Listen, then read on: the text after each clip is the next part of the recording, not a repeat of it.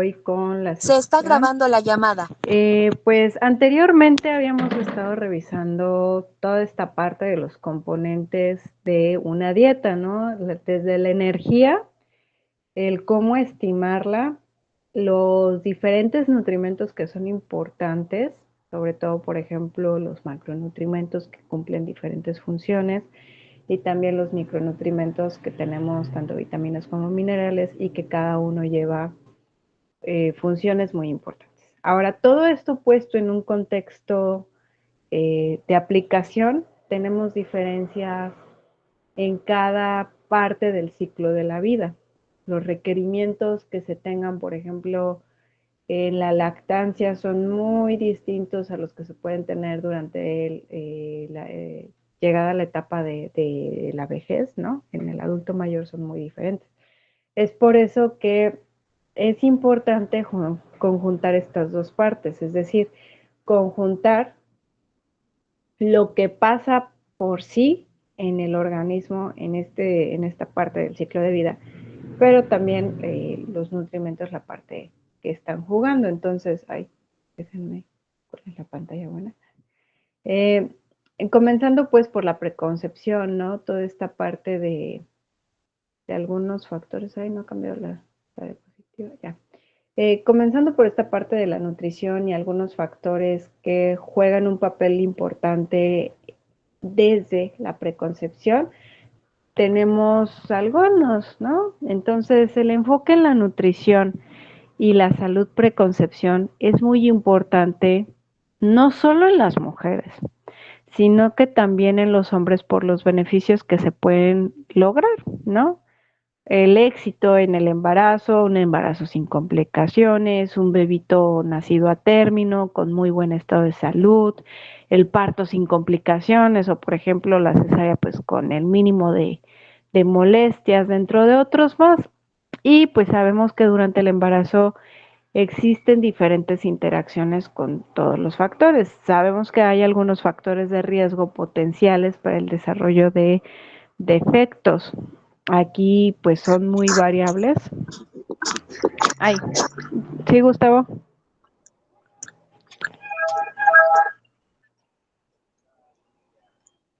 Gustavo, veo tu manita levantada.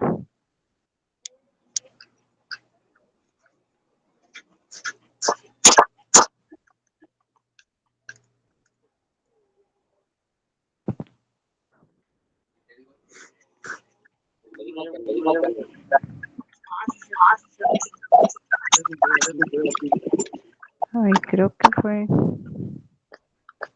Gustavo, ¿ibas a preguntar algo o fue error de dedito?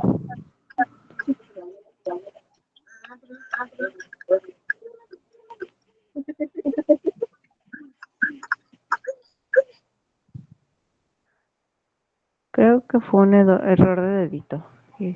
Si no, pues ahorita vuelves a levantar la manita, Gustavo, por favor.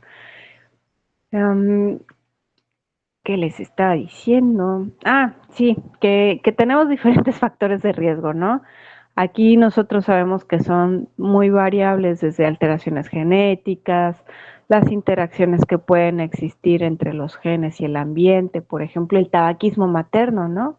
Que puede propiciar diferentes situaciones, si hay algo que favorezca la hipoxia durante el embarazo, una infección durante el embarazo, la exposición intrauterina a diferentes compuestos xenobióticos, por ejemplo, toxinas o metales pesados, diversos pesticidas, no sé, radiación, todas estas situaciones que puedan poner en riesgo al bebé, trastornos médicos maternos, tal es el caso de la diabetes, ¿no? Que es como muy mencionado.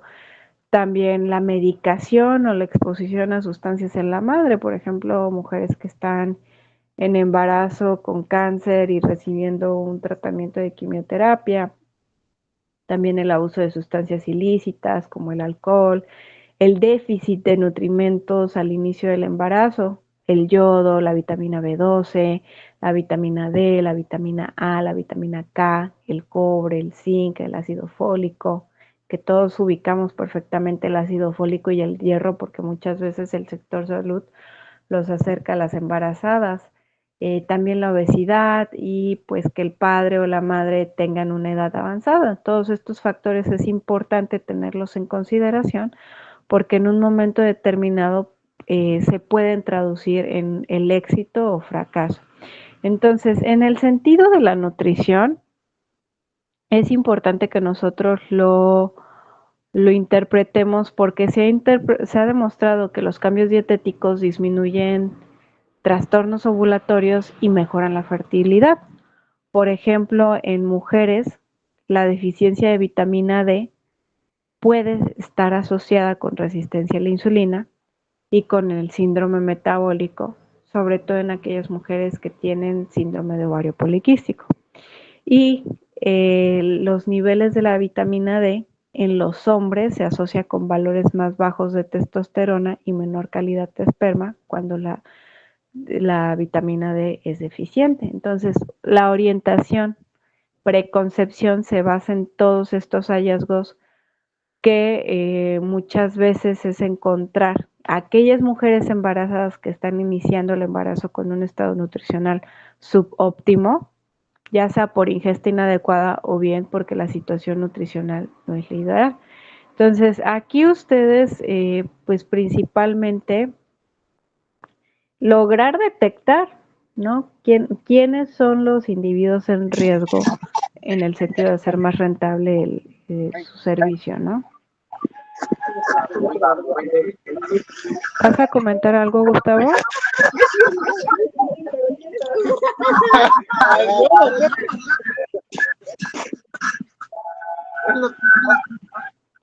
Ay, creo que fue error de dedito.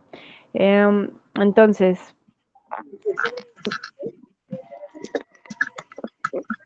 aquí podemos mencionar diversos factores, por ejemplo, tal es el caso del alcohol que se ha demostrado. Ay, a ver, permítame.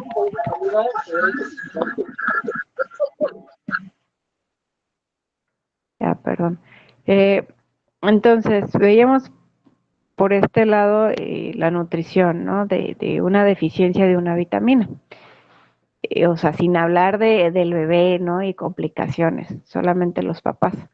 Ahora, también alimentos o bebidas, el alcohol, ¿no? Que altera la expresión genética y muchas veces los cambios implican a las proteínas que están asociadas con el desarrollo del sistema nervioso central, también la morfogenia de órganos, cómo va a ser la respuesta inmunitaria, la función endocrina, el desarrollo cardiovascular, esquelético y del cartílago del bebito. Entonces, sabemos, es súper obvio que el uso del alcohol durante el embarazo está muy relacionado con un aumento de la frecuencia del aborto, que puede ocurrir un desprendimiento prematuro de la placenta, bajo peso al nacer y que haya un compromiso cognitivo, como es el caso de el síndrome alcohólico fetal, ¿no? Que tiene, los bebitos tienen ciertas características muy particulares, como podemos observar, el labio superior normalmente es delgadito,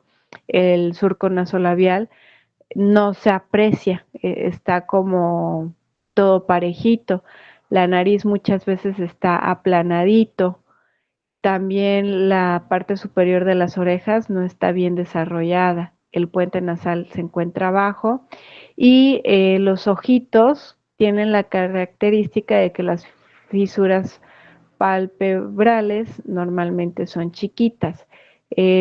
Dicho en términos coloquiales, ¿no? Algunas veces se expresan como que parecen sapitos, ¿no? Los bebitos. Entonces, cómo una sustancia puede afectar. También tenemos algunos otros ejemplos de efectos de otros contaminantes, como es el caso del humo del cigarro, que pues aquí principalmente es encaminar toda la orientación para que las mujeres embarazadas lo eviten. Pero tenemos otros que no es posible como eh, quizá ya son un poquito más de ir desmenuzando, por ejemplo, el caso del bisfenol A, que muchas veces están contenidos en recipientes plásticos, sobre todo cuando el recipiente no es para alimentos. Actualmente, ay, me cambié, perdón. Actualmente se encuentra en varios productos de consumo y envase. Entonces, el problema que tiene es que cuando nosotros colocamos alimentos en envases que no son los adecuados, pues podemos estar ingiriendo cantidades de bisfenol A. Aparte, el bisfenol A se ha encontrado que es un disruptor endocrino, pues tanto para la mamá como para el bebito, ¿no? Porque puede llevar a un aborto recurrente, o bien los niños pueden tener estado de agresividad o de hiperactividad. También les mencionaba hace unos minutos los fármacos antineoplásicos que pueden generar ahí alteraciones. Aquí dependerá principalmente de la etapa donde estemos hablando, porque pues bueno, la concepción implica una serie compleja de fenómenos endocrinológicos, perdón, endocrinos pues, en los que normalmente, ¿qué pasa? El esperma sano fertiliza un óvulo sano dentro de las primeras 24 horas tras la ovulación. Sin embargo, hay que recordar que la concepción no garantiza un resultado exitoso. De hecho, muchas veces fracasa en un 41 a un 70%, dependiendo el momento de la realización de la prueba de embarazo y la sensibilidad. Entonces, una vez que ocurre la concepción, quiero que observen, no se espanten, son como 3, 4 tablitas, pero aquí voy a ir puntualizando porque quiero que vayan integrando con los diferentes nutrimentos en qué momentos son críticos. Fíjense bien, desde el día 1 que ocurre la fecundación, el folato, la vitamina B9, tiene un papel bien importante porque va a participar en la división celular y en la formación del ADN. Para el día 5 o 6, cuando hablamos que está el inicio de la implantación, la vitamina D juega un papel fundamental dentro de lo que es la diferenciación celular. Entonces, si la mami viene de un estado nutricional subóptimo, pues imagínense cómo el impacto que puede tener en el bebé.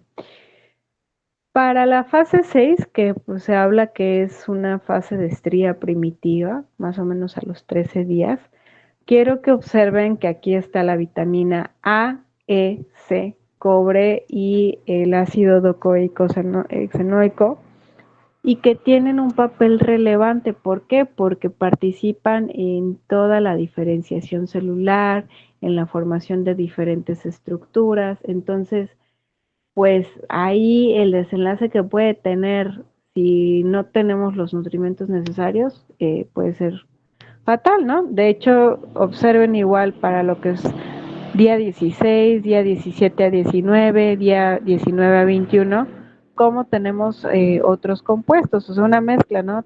Vitaminas A, E, bueno, hidro y liposolubles, ácidos grasos y antioxidantes, y sobre todo, chéquense bien, para el día 21 a 23 se cierra el tubo neural.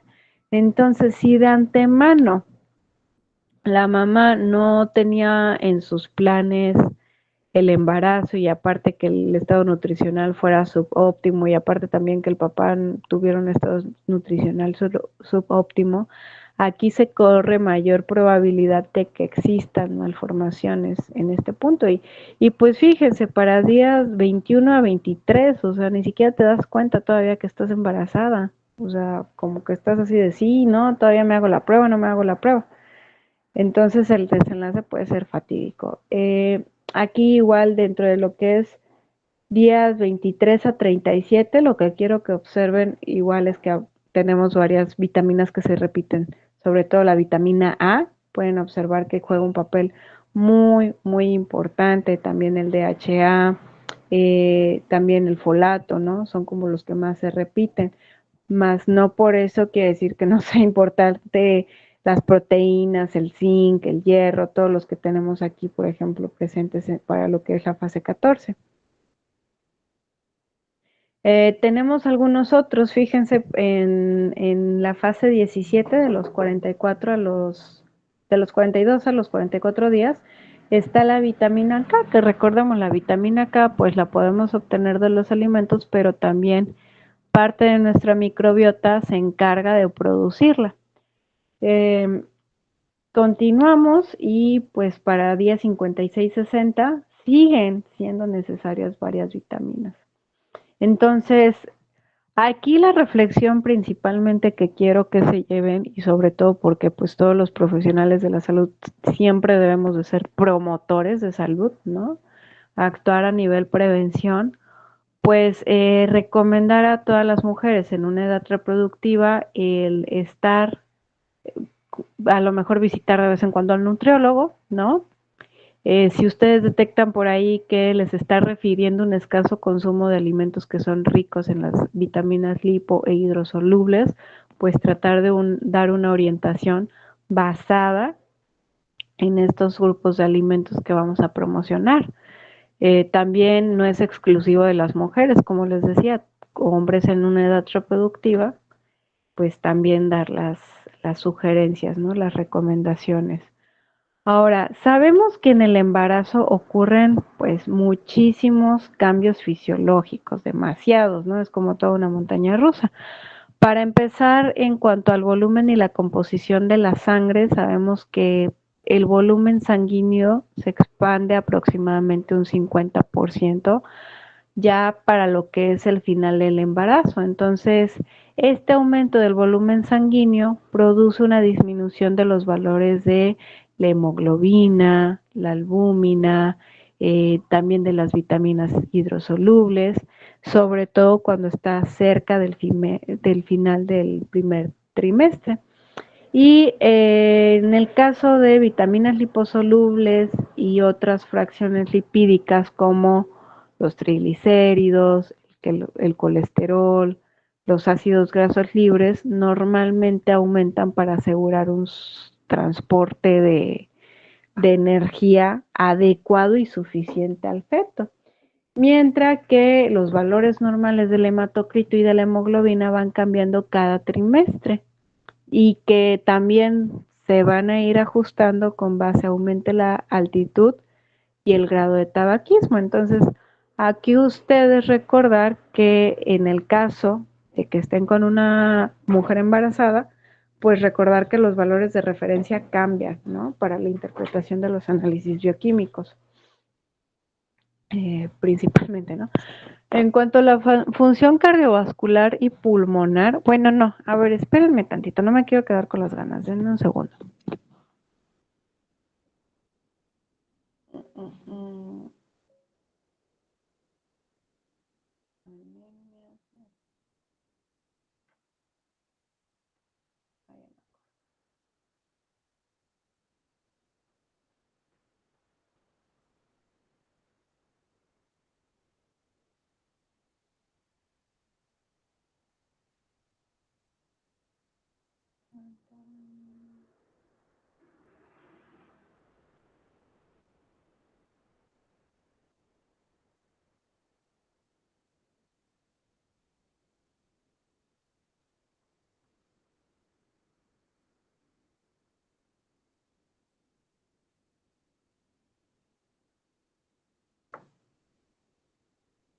No me acuerdo dónde lo tengo. A ver, signos.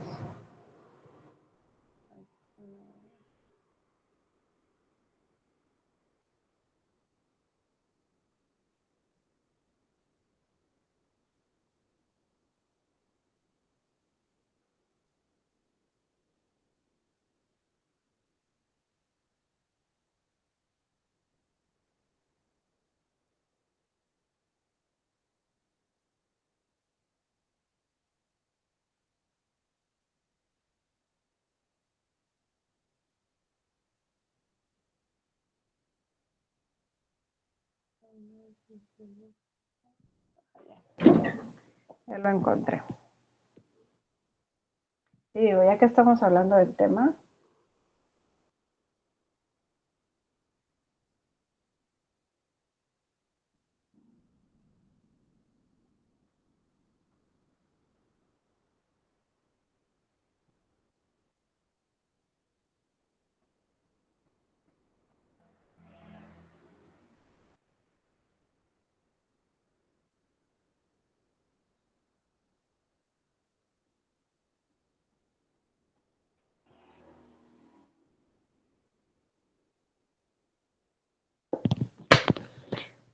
Listo, miren, ahorita que estamos hablando de los cambios que se dan en el embarazo principalmente, imperdible que se lo sepan de pe a pi. Por ejemplo, podemos observar dentro de los cambios más significativos en los principales estudios en las mujeres embarazadas, podemos observar, por ejemplo, en el caso de la biometría hemática, cómo los valores van a cambiar. Chéquense, para el parámetro de la hemoglobina en una mujer no embarazada se considera el parámetro de 12 a 15.8, mientras que cuando hablamos de una mujer que esté en el primer, segundo o tercer trimestre del embarazo, estas cifras cambian por esta cuestión de la dilución que existe en la sangre. Observen, para el primer trimestre de embarazo, las cifras van entre 11.6 a 13.9, segundo trimestre del embarazo de 9.7 a 14.8 y el tercer trimestre del embarazo de 9.5 a 15. También en el caso de la glucosa, ojo ahí, recuerden que esa, sobre todo con el fin de detectar diabetes gestacional, en las semanas 24 y 28 tenemos que hacer las pruebas de la curva de tolerancia oral a la glucosa para poder detectar si estamos hablando de diabetes gestacional o no, pero muy importante, desde el momento en que una mujer se sabe embarazada, pues detectar cuáles son los valores de glucosa que se están presentando. Y ojo aquí, pues bueno, aquí los autores lo ponen de 75 a 115, lo normal en una mujer no embarazada.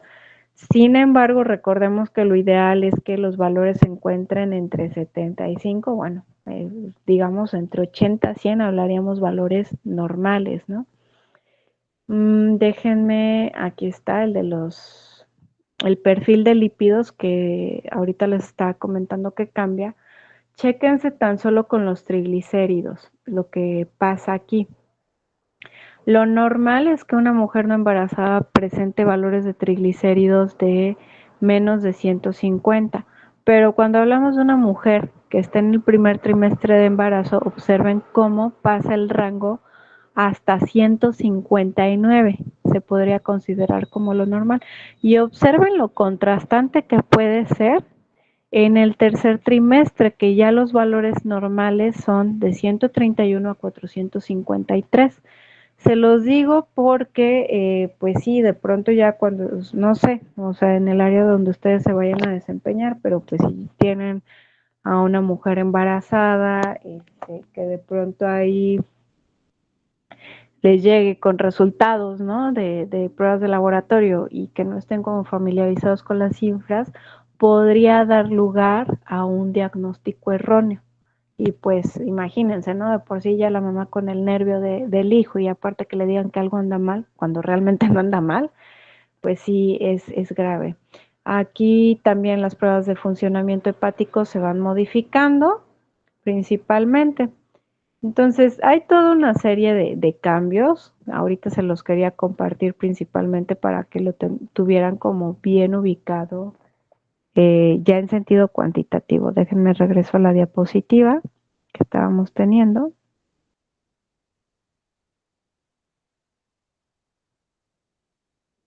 Ay.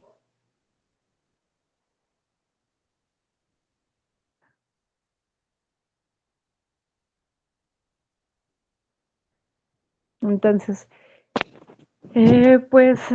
hablábamos, ¿no? Del volumen y la composición de la sangre, ya lo vimos más a detalle. En cuanto a la función cardiovascular y pulmonar, sabemos nosotros que el embarazo se acompaña de un aumento del gasto cardíaco, entonces más o menos cambia, aumenta un 12%. Y sobre todo la presión arterial diastólica disminuye durante los 2 primeros trimestres porque se acompaña de una vasodilatación periférica. Sin embargo, en el tercer trimestre muchas veces regresa a los valores previos al embarazo. Sabemos que el edema leve en extremidades inferiores es algo, digámoslo, normal o habitual en el embarazo. ¿Por qué? Porque resulta de la presión del útero que está expandiéndose sobre la vena cava inferior. Entonces, ¿qué va a pasar? Pues la mujer, como están los requerimientos de oxígeno aumentan, ¿no? La mujer muchas veces se siente con disnea. Eh, También la función digestiva cambia muchísimo, sobre todo, híjole, pues cambian varias formas que influyen en el estado nutricional. Por ejemplo, las encías pueden sangrar mucho más fácil porque aumenta el flujo sanguíneo. Aparte, ¿qué pasa en el primer trimestre? Muchas veces hay vómito, hay náuseas, hay problemas en cuanto al apetito, muchas veces se va el apetito o bien el apetito regresa tanto así que puede ser como un apetito voraz, ¿no? La compulsión por alimentos o la aversión por ciertos alimentos también es algo muy frecuente que se presenta. También el aumento de la concentración de progesterona relaja el músculo uterino para que permita el crecimiento fetal al tiempo que disminuye la motilidad digestiva y permite que se aumente la reabsorción del agua. Entonces, esto trae por consecuencia estreñimiento. Entonces, muchas veces, pues tan solo pensemos, a ver, si la mujer embarazada siente náuseas, llega a tener vómitos, le disminuye el apetito, aparte tiene estreñimiento, pues va a impactar inmediatamente en la cantidad de los alimentos que esté ingiriendo. También muchas veces, como se relaja el esfínter esofágico inferior, y en sumatoria con que hay un aumento en la presión del útero en el crecimiento sobre el estómago, pues muchas veces se acompaña con reflujo, ¿no? Pues pobres embarazadas les va como en feria. Y también ocurre que la vesícula biliar es menos eficaz por efecto de la progesterona. Entonces, de pronto ahí como que comidas muy grasosas llegan a caer un poquito mal. Y pues sobre todo en segundo y tercer trimestre el volumen de la vesícula biliar se duplica y se reduce su capacidad para vaciarse de forma eficaz. También esto trae por consecuencia que la composición de la bilis cambie, entonces en algunos casos se puede formar barro biliar y aumenta el riesgo de litiasis renal. ¿Esto de qué dependerá? Pues de los factores también dietarios de la paciente, si hay consumo de algunos otros alimentos y características muy particulares, pero son los problemas que se dan principalmente. Cambios metabólicos, pues lo que les comentaba, ¿no? Muchas veces se acompaña con una resistencia a la insulina, sobre todo en lo que es la semana 24 y 28, nosotros tenemos que hacer las pruebas para detectar que no haya diabetes gestacional. Y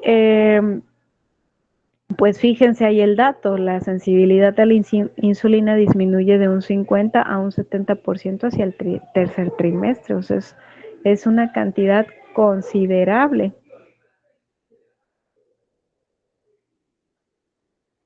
En cuanto a la función renal, pues la tasa de filtración glomerular aumenta en un 50%, aunque el volumen de la orina excretada por día no se incrementa. Dependiendo más bien, lo que se elimine de orina dependerá de la cantidad de agua ingerida. Y, ay, a ver, permítame. ¿Alguien habló? Disculpe. No, ¿verdad? No, creo que fue eco. Perdón. La función renal, ajá, que les digo que el volumen de orina no se incrementa. En cuanto a la placenta y el entorno uterino, la placenta no aporta nutrimentos y oxígeno al feto hasta que se establece el flujo sanguíneo a través del cordón umbilical. Alrededor de las 10 semanas de embarazo se consolida esto y además la placenta produce varias hormonas responsables de regular el crecimiento fetal, el desarrollo de los tejidos de soporte maternos y es el medio para el intercambio de nutrimentos, oxígeno y productos de desecho. Entonces, aquí la placenta tiene una enorme capacidad de responder a un entorno pobre. Ocurren cambios endocrinos fetales y maternos que van a ser acorde a la disponibilidad de los nutrimentos, que estén presentes ahí. Entonces, Dentro de los principales problemas de malnutrición materna que podemos tener, los cambios del estado nutricional, podemos hablar de, pues, por un lado, existe el fenómeno de resistencia a la insulina, repercute en los niveles de glucosa, repercute en el bebé. También pueden existir defectos del nacimiento por diferentes razones. Pueden existir alteración, bueno, puede ser que el bebé tenga alteración de la función cognitiva o de la conducta por resultado de un entorno, de un ambiente materno muy pobre en nutrientes. Pueden existir complicaciones fetales y neonatales, o también para la mamá traducirse en complicaciones postparto, ¿no? Que la recuperación no marche adecuadamente. También la preeclampsia y la eclampsia muchas veces son resultado de un estado nutricional que no es el adecuado. Puede haber anemia materna. Ahí se cambió la diapositiva, perdón. Puede haber anemia materna que va a repercutir también en la salud del bebé. También podemos hablar de que el recién nacido nazca antes del tiempo ideal, tengamos un recién nacido pretérmino, y que de hecho pues todavía es un desafío mayor, porque si el bebé va a estar en incubadora, es el desafío de darle la alimentación a este lactante, a este bebito, y también darle las necesidades a la mamá. También puede ocurrir una hemorragia materna, resultado de una malnutrición materna o alteración en el crecimiento del bebé. Entonces, siempre que ustedes identifiquen una mujer que está empezando el embarazo con un estado nutricional subóptimo, trabajar, ¿no? ¿Y cómo lo trabajamos? Siempre de manera multidisciplinaria o interdisciplinaria, porque la finalidad es dar el beneficio, ¿no? Dentro de los requerimientos durante el embarazo, el aumento de las necesidades de nutrimentos para mantener un crecimiento fetal adecuado es mayor que la energía adicional necesaria. Entonces, el aumento de peso materno no predice necesariamente los resultados de salud, porque pues ustedes ya saben, todos, ¿no? Y cualquier mexicano, ¿qué pasa? La embarazada come por dos, ¿no? Es algo que se dice muchas veces y no. Sabemos que esto es erróneo. Realmente se tiene que hacer un cálculo acorde a la situación de la mujer embarazada. La energía, habíamos visto, ¿no? Que existen diferentes fórmulas para estimar el gasto energético. Entonces, la energía en el embarazo, en un embarazo único, más o menos el metabolismo aumenta en promedio un 15%, sobre todo en el tercer trimestre. Y la ingesta diaria recomendada para la energía aumenta en solo unas 340 calorías extra al día durante el segundo trimestre, y cerca de 452 calorías por día en el tercer trimestre. Esto quiere decir, por ejemplo, no sé, se me ocurre, toco madera para que no. Ahorita, supongamos yo, mis requerimientos energéticos resulta que son de unas 1700 calorías, ¿no?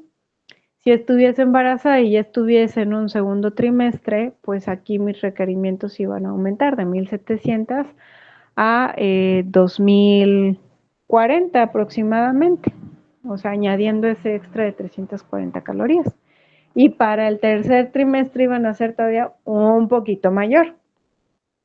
En el caso de las proteínas, por ejemplo, las cantidades diarias recomendadas de proteínas son aproximadamente de 0.8 gramos por cada kilogramo de peso corporal al día, y de hecho en la primera mitad del embarazo son las mismas que para mujeres no embarazadas.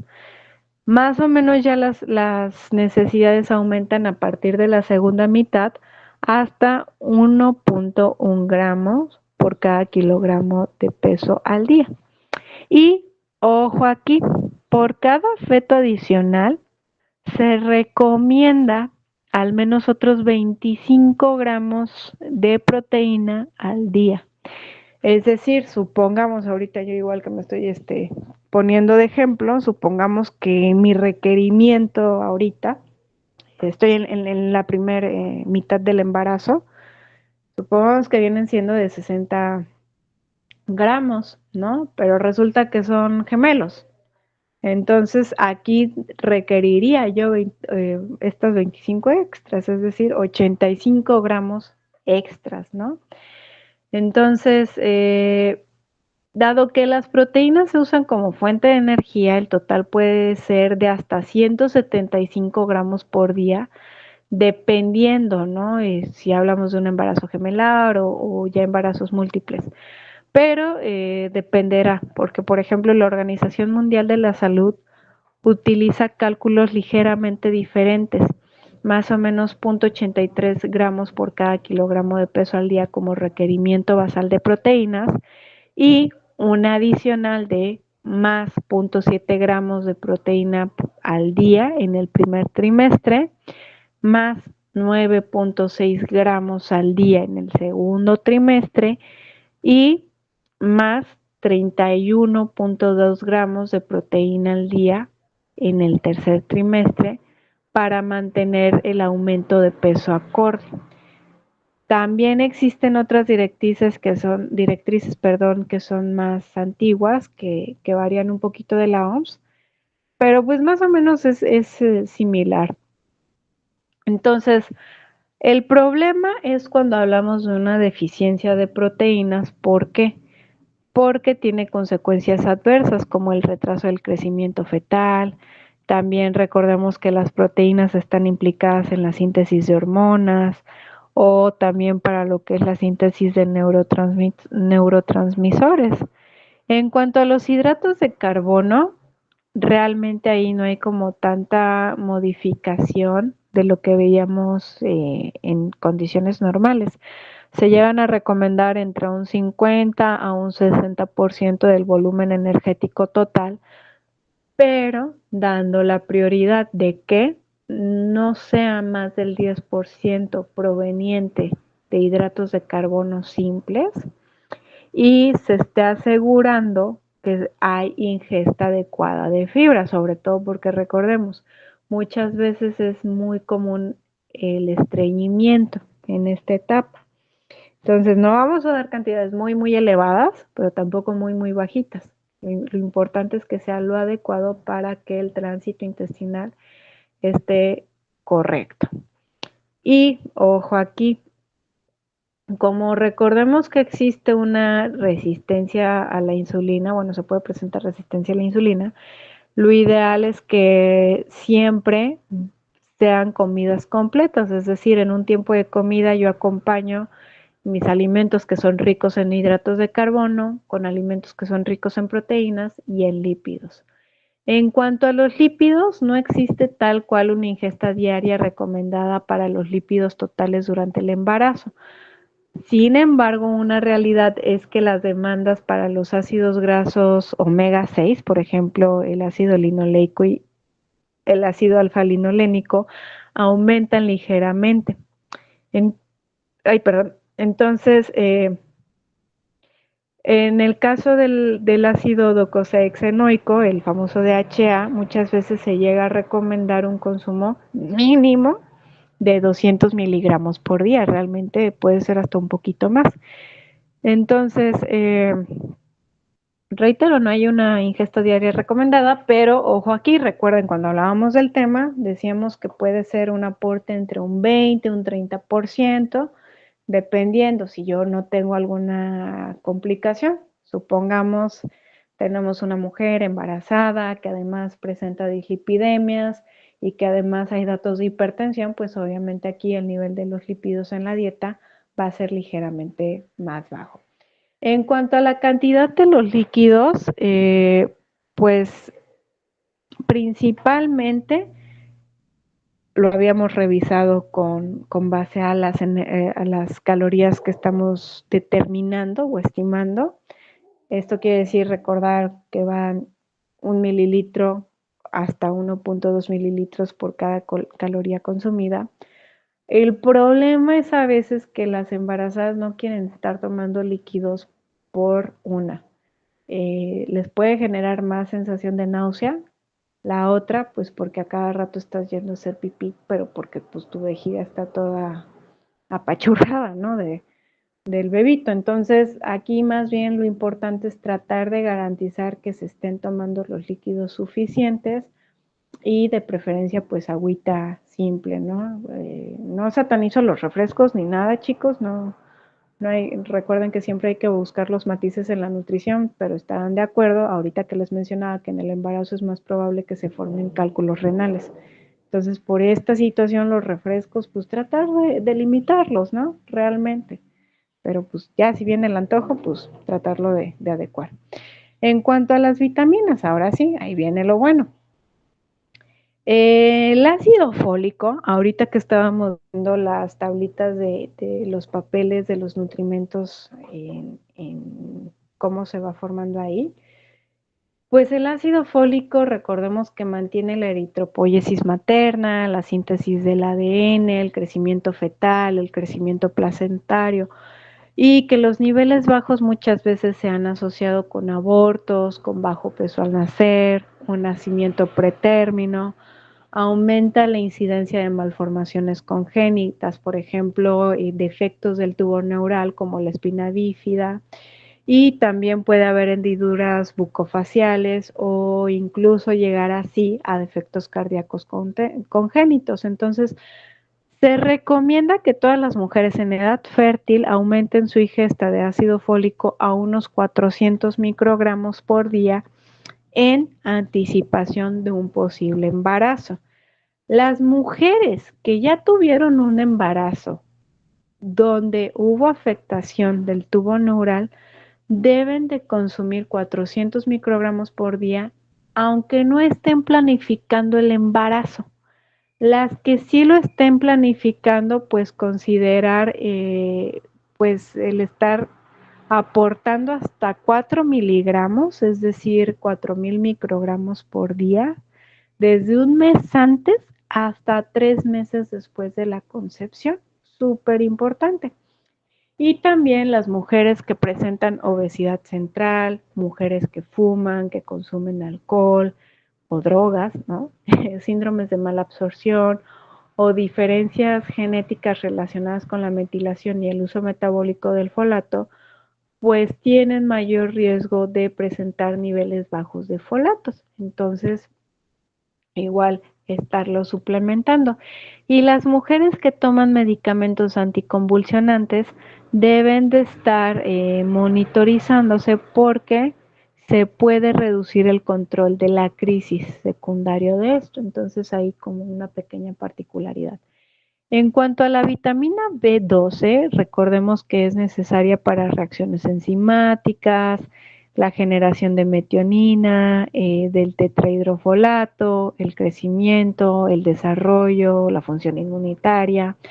Entonces, siempre van de la manita, casi casi, que cantidades inadecuadas de folato y de vitamina B12 pueden afectar negativamente el desarrollo motor y cognitivo del bebito y aumentar defectos del tubo neural y que el crecimiento fetal sea inadecuado.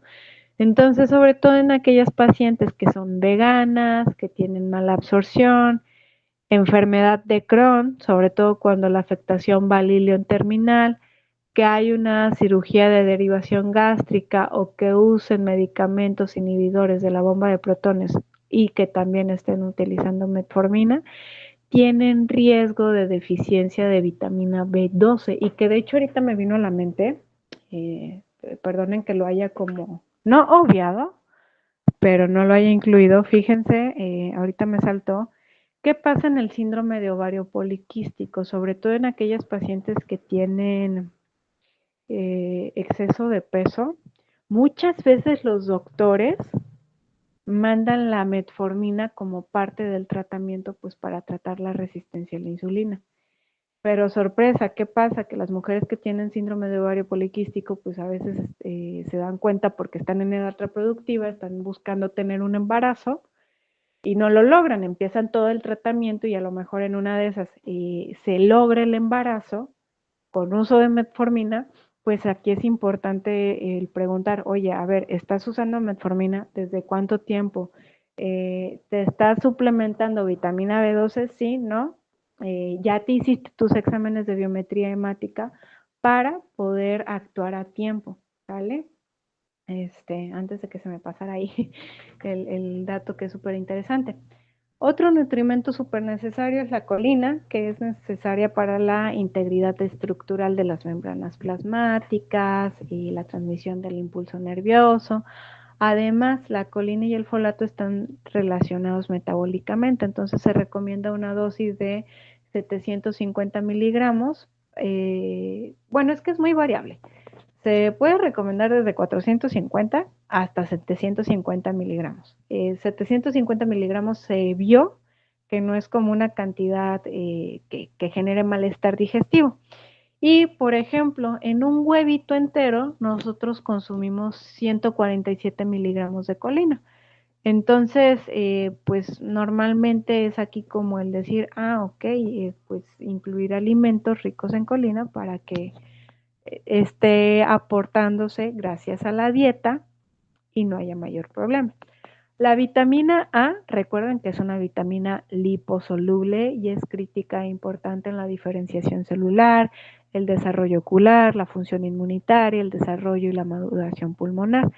Los niveles bajos de la vitamina A se asocian con el riesgo del crecimiento intrauterino y pues aumento en el riesgo de la mortalidad materna y neonatal.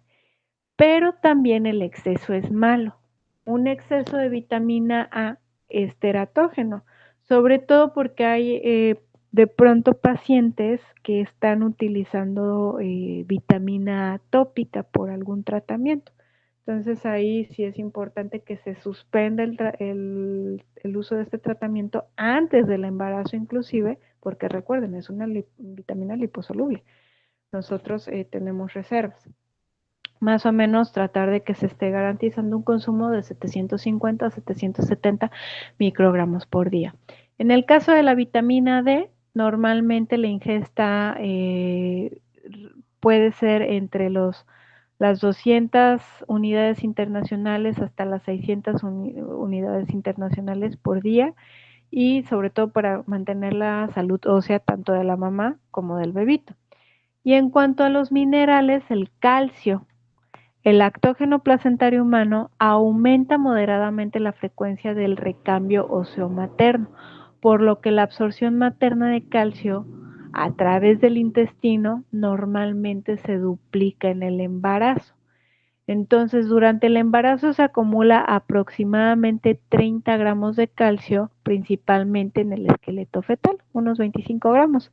Fíjense qué bonito, ¿no? Como el cuerpo es tan sabio, y el resto se acumula en el esqueleto materno y se mantiene pues como reserva para las demandas de calcio que vienen posteriormente en la lactancia. Entonces, la mayor parte de la acumulación fetal tiene lugar durante la última mitad del embarazo, aumentando desde 50 microgramos por día a las 20 semanas hasta 330 miligramos, perdón, les estaba diciendo micro, no, son miligramos al día a las 35 semanas del bebito, ¿sale? Entonces, pues muchas veces a embarazadas se les llega a recomendar desde 1000 hasta 1200, 1300 miligramos por día. ¿Por qué? Porque es la cantidad necesaria para mamá y para bebé. En cuanto al yodo, pues recuerden que forma parte de las hormonas tiroideas, que es importantísimo, ¿no? Para el metabolismo de los macronutrientes, la expresión génica fetal. Entonces, normalmente en el embarazo la síntesis de hormonas tiroideas aumenta en un 50% en el embarazo, por lo que si existe una deficiencia grave de yodo, se asociará con un mayor riesgo de aborto, anomalías congénitas, bocio fetal o incluso pues parto de un feto muerto, así como también pues que nazca prematuro o bien que tenga retraso en el crecimiento o bien que tenga un cociente intelectual bajito. También son preocupantes los valores altos de yodo porque causan los mismos síntomas que los valores bajos. Entonces, mucho ojo con los pacientes que presenten hipo o hipertiroidismo. Es muy importante que se estén ajustando los medicamentos para que no lleguen a esta situación.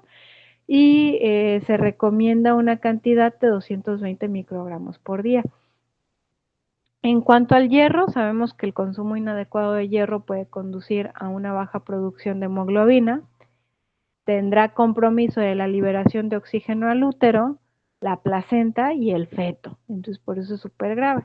Y la anemia por deficiencia de hierro está asociada con riesgo en el crecimiento intrauterino, puede haber un parto pretérmino, puede aumentar la mortalidad fetal. Y si hablamos de una anemia grave, es decir, una hemoglobina por debajo de 9 gramos sobre decilitro, pueden existir complicaciones durante el parto. Entonces, la deficiencia neonatal puede aparecer si la madre tiene un déficit extremo de hierro. Y lactantes de madres con diabetes también tienen mayor probabilidad de desarrollar deficiencia de hierro debido al aumento de las demandas fetales. Estos cambios dan lugar a alteraciones neuroconductuales a largo plazo. Van a influir en el temperamento, en el cómo interaccionan con los demás, en los procesos de aprendizaje y de memoria, y también ser así que produzca cambios genómicos. Entonces, más o menos una mujer embarazada a menudo necesita absorber por default 17 miligramos al día, y la absorción habitual suele ser de 1 a 2 miligramos por día. Entonces, ojo, aquí no quiero decir que son los miligramos que se van a dar, se requieren muchísimo más, pues pueden llegar hasta 27. Las mujeres que siguen dietas vegetarianas deben de estar muy atentas al hierro, porque recuerden, hablábamos del hierro M y el hierro no M. Entonces, en una dieta vegetariana principalmente consume hierro no M, que casi no se absorbe. Bueno, sí se absorbe, ¿no? No me vayan a malinterpretar, pero el porcentaje es más chiquito. Entonces, para evitar una deficiencia de hierro, pues sí, el preguntar, ok, eres vegetariana y estás yendo con el nutriólogo, ¿cómo están tus resultados de la biometría hemática? A ver qué está pasando aquí, ¿no? Principalmente. Y pues hacer la promoción de los alimentos que sabemos que son ricos en hierro. En cuanto al sodio, el aumento del volumen sanguíneo materno lleva a un incremento de la filtración glomerular de sodio.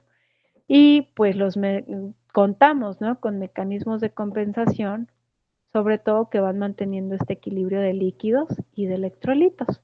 Entonces, cuando existe una restricción rigurosa de sodio, hiperactiva el sistema de renina, angiotensina, aldosterona. Entonces, aunque el uso moderado de sal y de alimentos que son fuente de sodio, por ejemplo, todos los empaquetados, es adecuado, generalmente en el embarazo no está justificada una restricción intensa. Y en mujeres embarazadas con edemas no se recomienda el uso de diuréticos.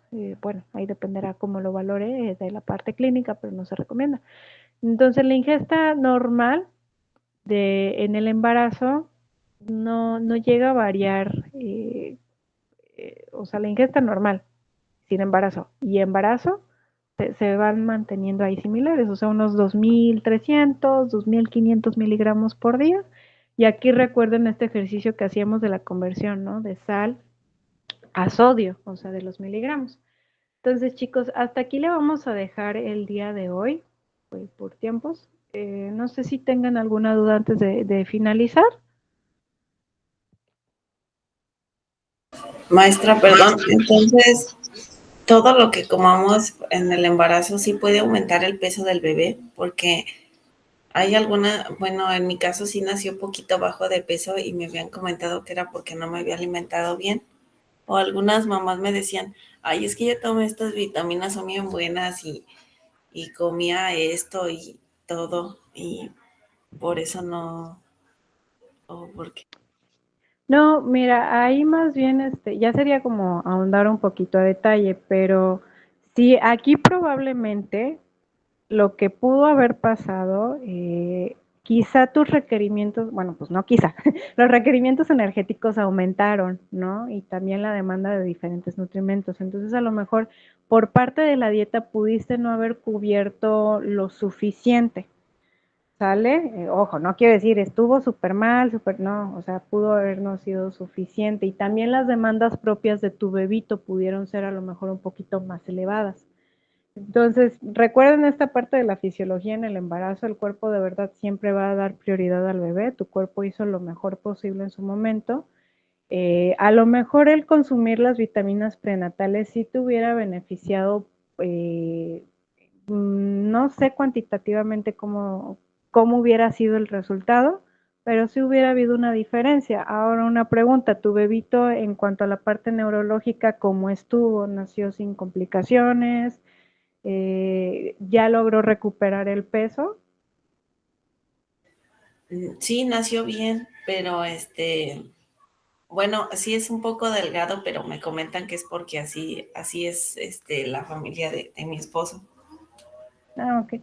Sí, fíjate qué interesante, porque igual y lo platicamos en la siguiente unidad, pero sobre todo por aquí, como tengo muchas chicas, tranquilas, las curvas de crecimiento son como una referencia para saber cómo va el crecimiento de nuestro bebé o de nuestro pequeñín.